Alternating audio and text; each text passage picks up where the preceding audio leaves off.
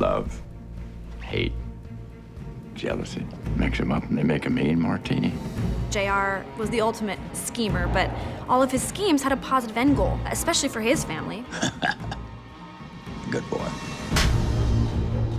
There's all this infighting, but then we coalesce and fight the bad guys that come at us externally. Look, I know how you feel about me. But your enemy is my enemy. And as soon as that's over, we're back trying to screw each other again. There probably couldn't have been a bigger stressor event for any of the characters in Dallas than the death of J.R. Ewing. There's a lot of shifting of power. Just when you think you know who's on top, someone else flips them and they become on top. I like to be on top. And it's a fascinating dance. We have that in common.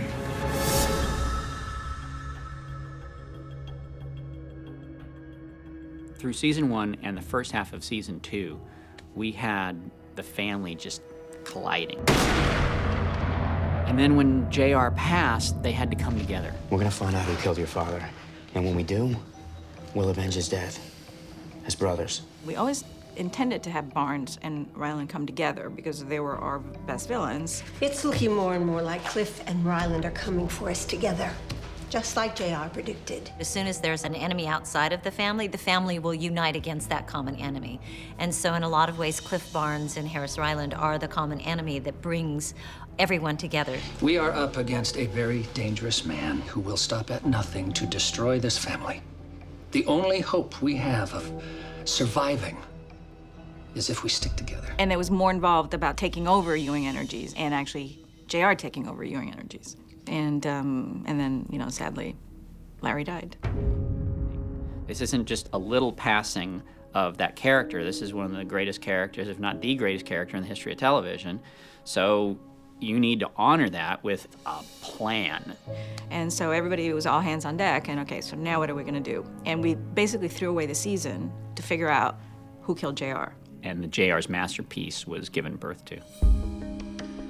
It became completely remotivated. You know, they probably all had different agendas before, and so I was able to very organically bring them together as a family to fight a greater enemy, which has always been, you know, the pattern of the show has always been that. The shift from more of an internal conflict within the family to a lot of external factors, you know, was JR's master plan that really brought the family together, much like, you know, Larry Hagman's death brought us together as a cast.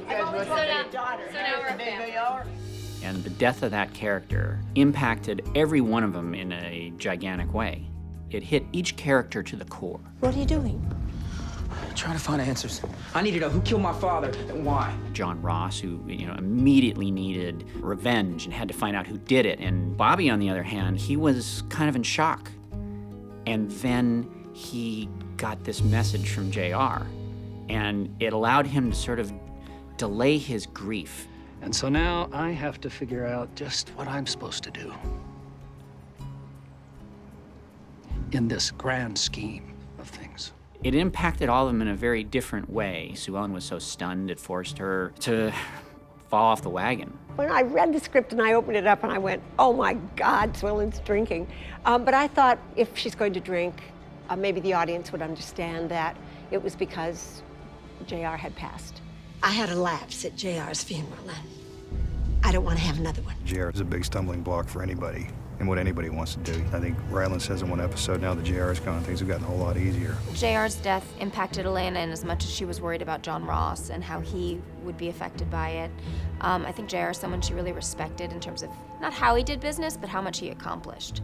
So I think she really wanted to clue John Ross into that fact because he was kind of ignoring that. I'm just trying to do the right thing. We took characters on different paths. Throughout my life, it's pretty much been easy for me to do good because I could always count on JR to do bad. Bobby now has to do all the JR moves that he has always been uncomfortable doing.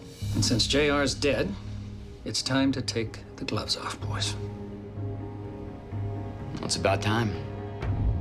Christopher absolutely went to the dark side, which was good. No character should be too goody-goody two-shoes. JR gave Christopher a copy of The Prince. To my nephew, Christopher, I leave my copy of The Prince by Machiavelli. If you know anything about Machiavelli, you know, it's about the best way to maintain power. Use it, because being smart and sneaky is an unbeatable combination. And I think that was sort of some foreshadowing into the type of person Christopher would become. Somewhere along the line, we knew we were going to have to go look for Christopher's mother. Christopher, your mother's alive. The fans wanted to know where was Pam Ewing, and it fit right into how are we going to get control of Barnes Global.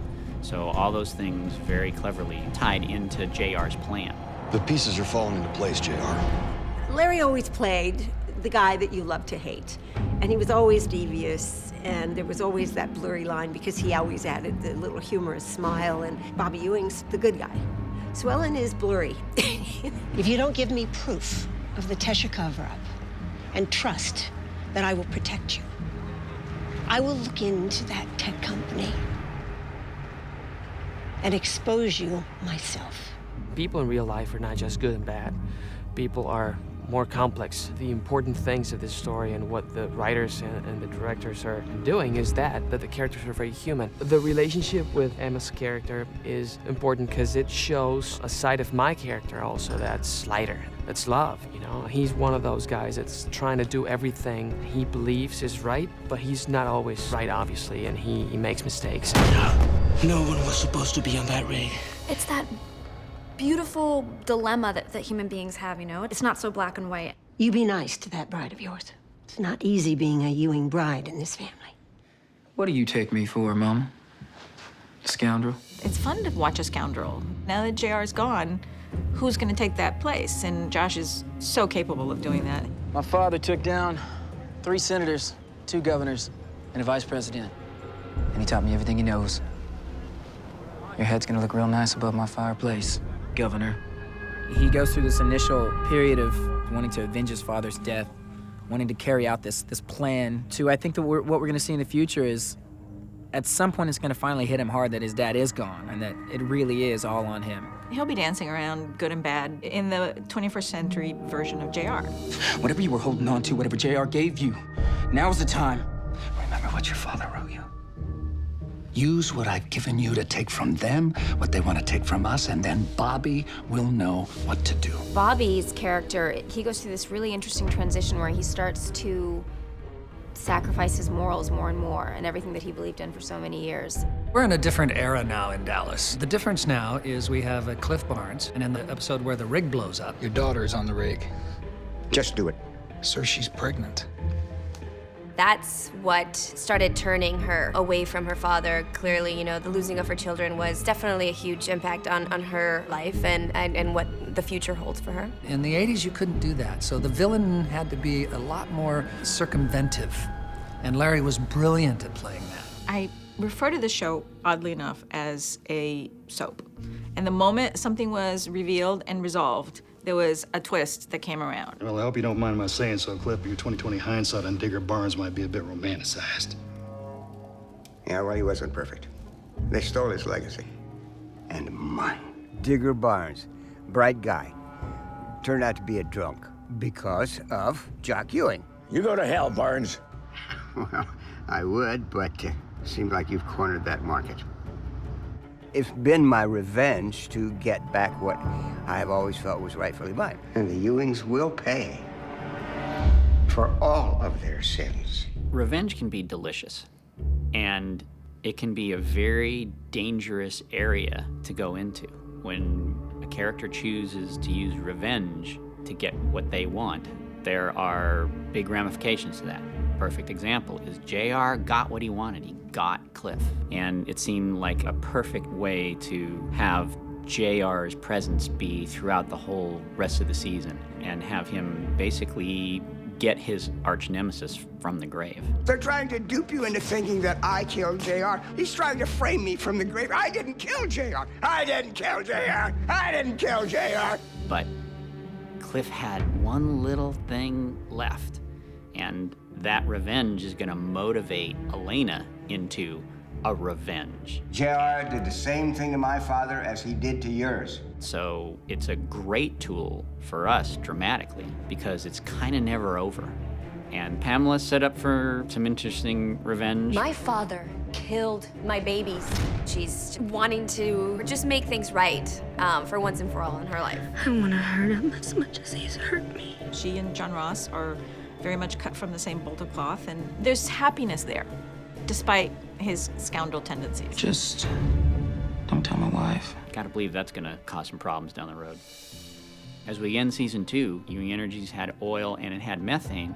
The methane had been cast in a dark light, but Ewing Energies has now become Ewing Global because it's Ewing Energies and they have 2/3 control of Barnes Global. I have never done anything that the Ewings asked me to do, and I'm not gonna start today. The Barnes-Ewing feud is the cornerstone of Dallas, and as long as there is a Barnes and Ewing bloodline, it's gonna happen. Who killed JR? You'll never know, Cliff. They're a powerful, don't mess with me family. And I think that's the charm of it all. It is dysfunctional, and I think that's what entertains people. It's fun, and that's why we love doing it.